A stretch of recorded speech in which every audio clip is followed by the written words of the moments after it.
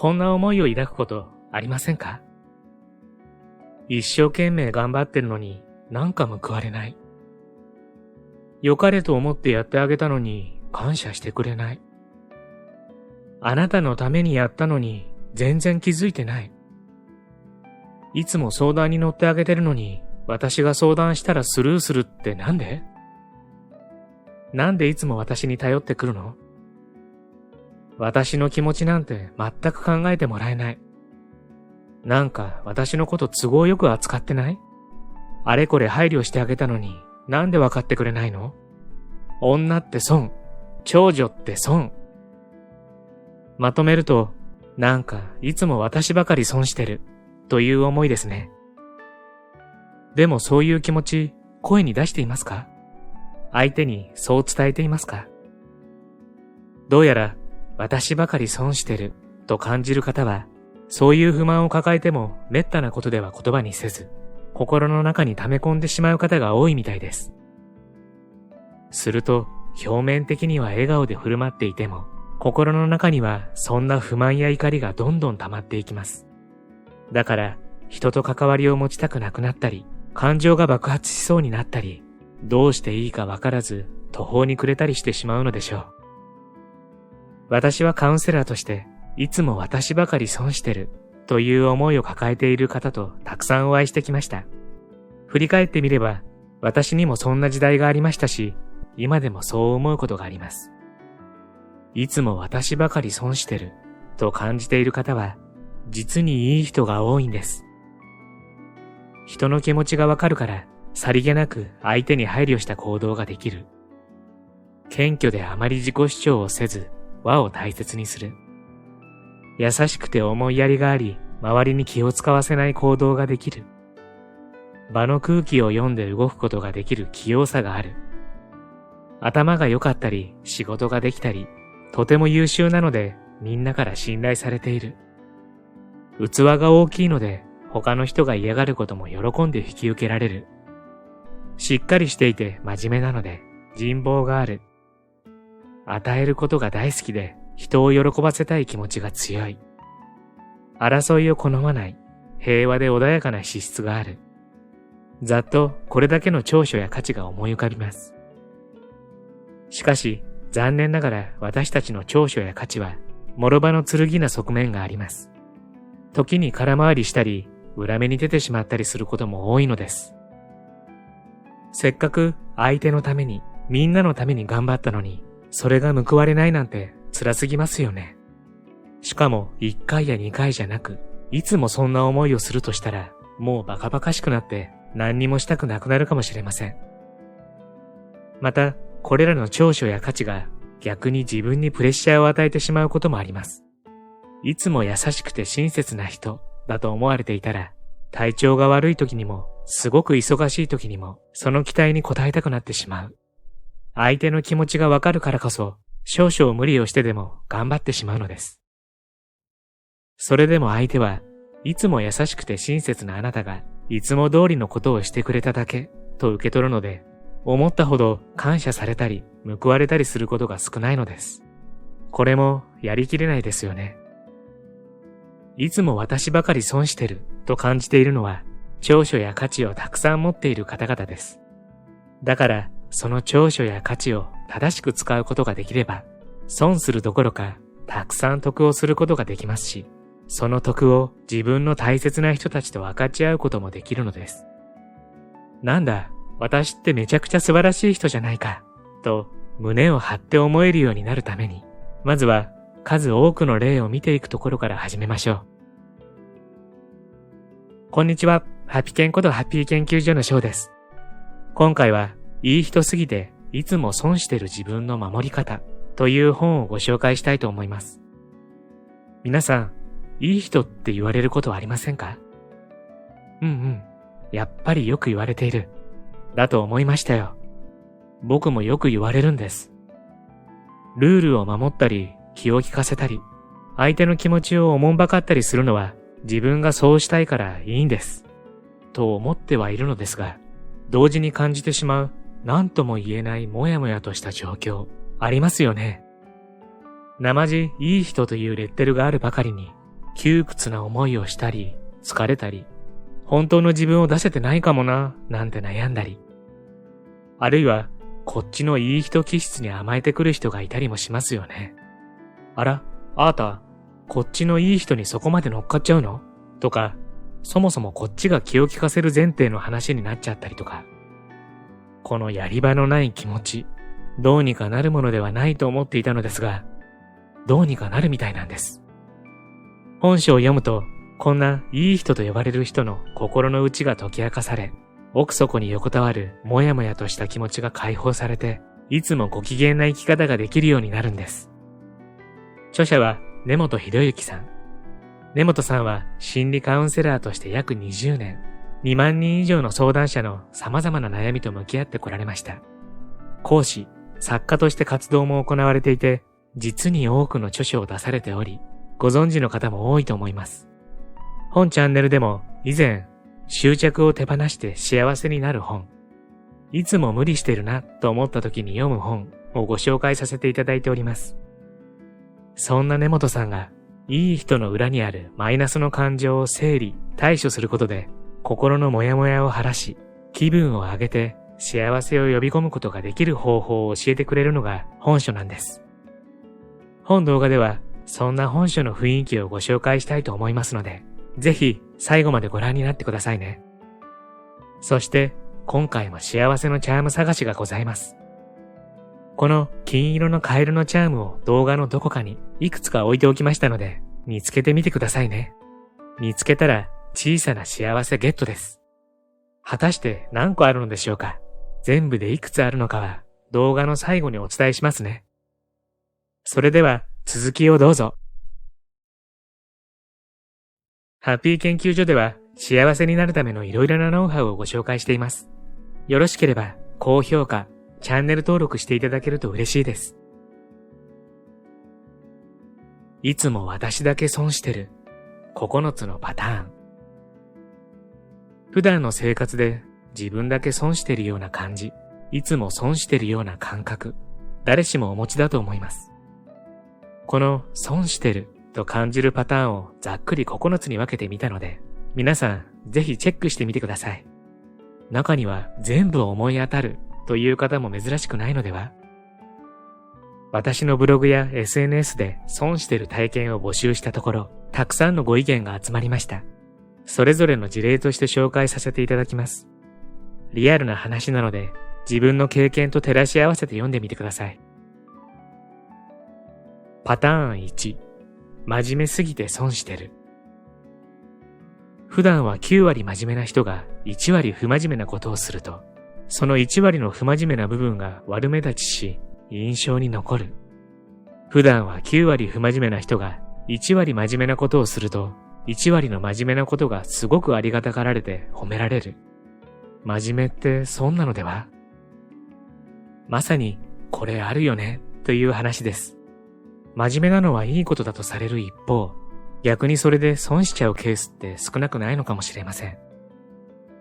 好感度の高い芸能人がスキャンダルを起こしたりすると、実は悪い人だったんだ、などと必要以上に責められる一方、非行少年が高齢の人に席を譲ったりすると、それだけで素晴らしいことのように思われるのと同じですね。また、真面目な人の中には、正義感が強くきちんとしている人も少なくないので、こんな経験をされる方もいらっしゃいます。仕事で真っ当な意見を言ったり、改善点を指摘したりする私は邪険に扱われるのに、そういうことを言わない、かつ仕事ができない人に対して、なぜか高い評価がつくことが多い。私は損をしているなぁとよく感じます。あるあると膝を叩いた方も少なくないのでは？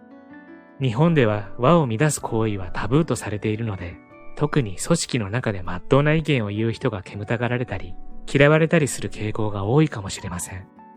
従順に言うことを聞いているだけの人が評価され、耳の痛い話をする人は冷遇される。これはとてもやりきれない思いがしますよね。しかも S さんのような方は黙っていられないタイプだと思いますから、ますます私の性格めっちゃ損してると感じやすいかもしれません。さらにこんなケースも、職場で誰がやるとは決まってない作業ってありませんか？これを誰がやるのかという話。職場のゴミ捨てなど担当が決まっていない作業をいつも自分がやっているとき損しているなと思います。そう思うのならやらなければいいのですが、やらないと気が済まないんですよね。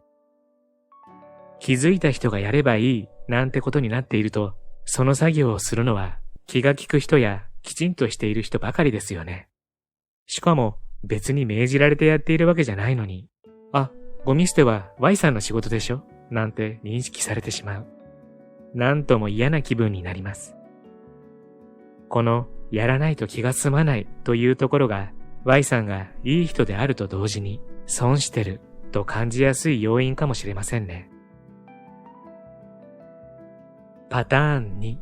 いい人すぎて損してる。続いては、ついいい人を演じてしまうケース。もともと優しい人だったり、嫌われたくなかったり、気が利いたり、お世話するのが好きだったり、優等生だったり、自分では良かれと思ってやっているのに、結果的に利用される羽目になって、損してるって感じやすいのでしょう。辛い時だけ頼ってくるけど、自分が落ち込んだ時に愚痴を言ってもさらっと流される。友人が近づいてくるのは、私が褒めてくれる扱いやすい人、承認欲求を満たしてくれる都合のいい人だからなんだろうな、と思ってしまう。相談に乗って相手から感謝されることはあっても、自分が相談するとがっかりすることがほとんどです。こうした話、カウンセリングやセミナーでもよく耳にします。いつも自分は相談される側で、自分が相談すると誰も何も言ってくれない、みたいな。なんでいつも自分は聞き役なの？私だって話を聞いてほしいって思いますよね。でも人間関係って相談される側、する側の役割分担がある程度決まっちゃうことがあるようです。だからあなたに相談してくる人はあなたの相談を受け付けてくれないんでしょうね。もしあなたが相談したいときは別の誰かを見つける必要があります。面倒を見られる側は面倒を見てくれる人に対して甘えの気持ちが生まれます。甘える相手から逆に甘えられても、それは違うと感じてしまうのが人の心理なんです。友人5人で旅行することになり、私が車を出して数百キロすべて運転しました。途中で気分が悪くなった子のために休む場所を探したり、休憩したりしても機嫌は悪いまま。帰りはみんな寝てしまい、家に送ってあげたのに、お疲れだけでありがとうという言葉はなし。ただの運転係みたいだった。ママ友の集まりはいつも我が家。その度に飲み物やお菓子を用意しなきゃいけなくって、なんで私ばっかり？仲間内の飲み会はいつも私が幹事役。お店の予約や人数調整をするのは嫌いじゃないけど、毎度だと疲れちゃいます。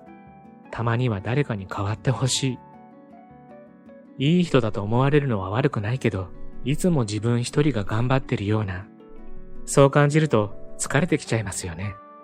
何がいけないんだろうと悩んだり、周りの人たちを恨んだりしてしまいそうです。また、いい人のポジションにいる人は空気を読んで動くことが得意なことも多いようです。なんとなく雰囲気から、あ、今度の集まりもうちでやった方がいいんだろうなと察知し、声がかかる前から準備してたりしませんか？はっきりノーと言うと後々面倒なことになりそうなので、自分が我慢すれば丸く収まるなんて思ってしまう。するとどんどんつけ込まれて利用されてしまうという悪循環に陥るのです。空気が読めるとか優しいというのは長所のはずなのに、それが裏目に出てしまうのがこのパターンの特徴だと言えるでしょう。誰のせいでもないこともある。さて、いつも私だけ損してると感じてしまう様々な状況、いかがでしたか？読みながら腹が立ってきたり、ネタを送ってくれた方々に同情の気持ちが湧いてきたり、理不尽さに悲しくなったりした方がいるかもしれません。そこでここからは、そのような状況を招いてしまう心の状態について掘り下げて考えてみたいと思います。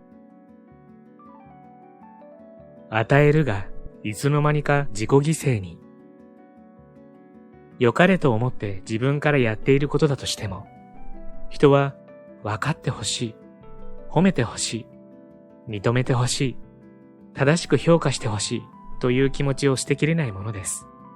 それは特に自分からやり始めたこととはいえ、ちょっとしんどいなと感じ始めた頃から強く感じるようになります。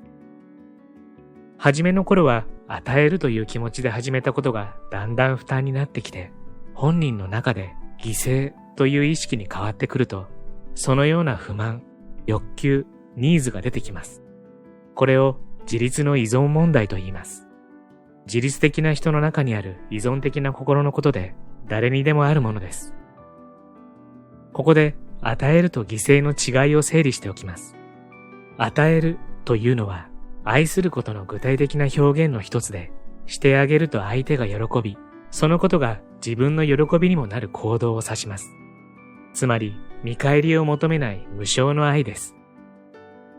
一方の犠牲は、与えると行動としては同じでも、心の状態が違います。やらないと嫌われる。自分がやるしかない。嫌だけど誰かがやらないといけない。しんどいけど誰も手伝ってくれない。といったネガティブな思いからの行動。与えるは喜びなのでどれだけやっても疲れませんが、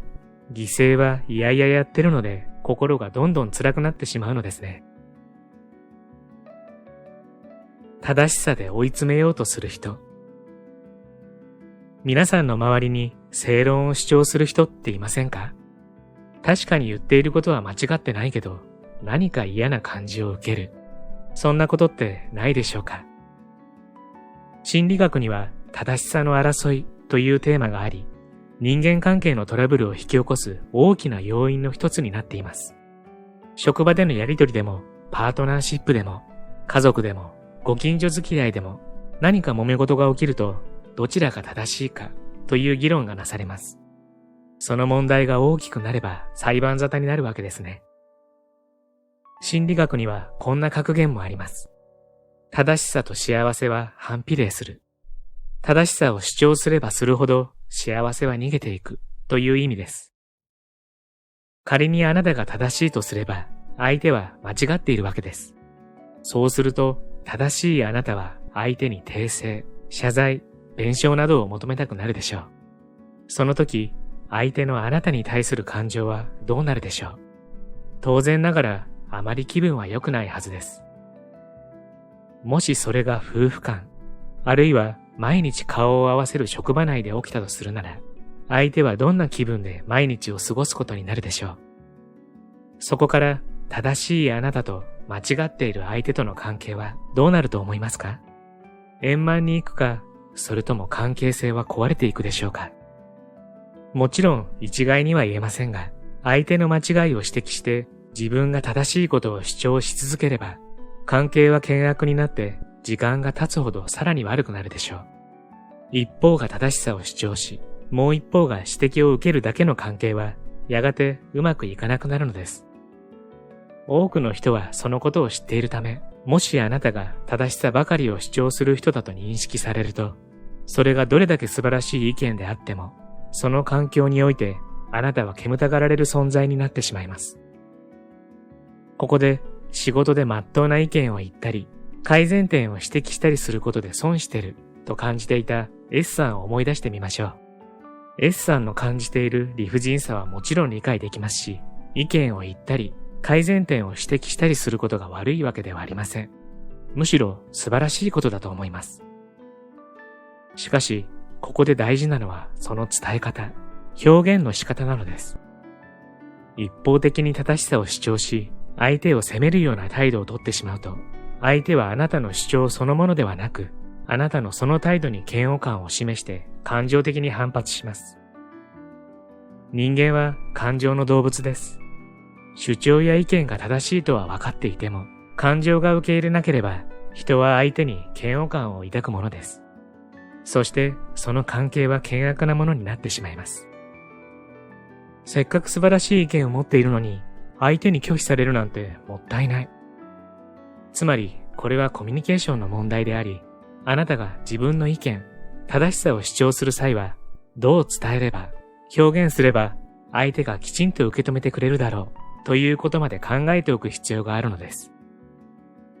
自分の意見を言うべきではない、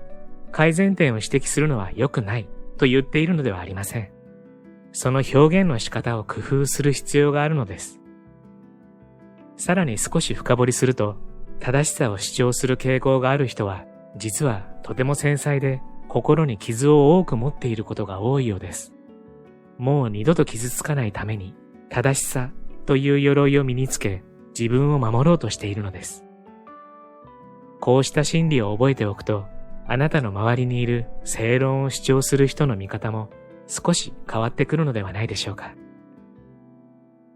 本書は、まずたくさんのいい人もやもや事例を見ながら、自分がどんなケースに当てはまっているかを確認していくのですが、いや、あるあるすぎて、ちょっとイラッとしちゃいましたもん。でも、100%、10割当てはまるから、あ、これって結構多くの方も感じられているんだ、という自分だけじゃないっていう安心感も出てくるんです。そしてここから、このいい人気質を持つ人がもやもやしてしまう本当の理由を解き明かし、もやもやから自分を守る方法、そこからいつもご機嫌で幸せになる方法という流れで進みます。本動画では冒頭の事例紹介のごくごく一部だけの雰囲気をご紹介させていただいたのですが、どうです？あるある、わかるって思いませんでした？僕はこの本、最初から最後までうなずきっぱなしというくらい、ああ、そうなのよ、と言いながら読んでいました。思いやりがあって、謙虚で、空気も読めて、何より人に喜んでもらいたい。こんな気質を持っていて、とっても素敵な生き方のはずのいい人なのに、なんで生きづらくなったり、もやもやとした気持ちにさせられなくちゃいけないのよって、常日頃思っていたのですが、その謎が完全に解けましたよ。部分的には自分でも理解できているところってあるじゃないですか。例えば、自分より他人を優先しがちとか、そういうのはなんとなくわかってる。だけど、部分的な理解だけでは、このいい人のジレンマを解決できなさそうなんです。もっともっと複雑なものが絡まって、こんがらがっているようなんですよね。でも本書を読むと、そのあたりが本当にたっぷりと説明されていて、絡まりまくっていたモヤモヤの糸がスーッと溶けていくような感覚になります。多分皆さんも最初から最後までうなずきっぱなしになるんじゃないかなって思っています。興味のある方はぜひ読んでみてはいかがでしょうか。そう、皆さん、冒頭にお伝えした金色のカエルのチャーム見つかりました？チャームの数は全部で5つです。どうです？見つかりましたか？見つけた時の小さな喜びも立派な幸せ。見つけたあなたは幸せを一つ積み重ねてハッピー度が上がってますからね。最後までご視聴ありがとうございました。これからも皆様の幸せづくりに役立つ情報をまとめていきたいと思いますので、チャンネル登録や高評価をしていただけるととっても嬉しいです。また次回の動画でお会いしましょう。皆様に幸せが届きますように。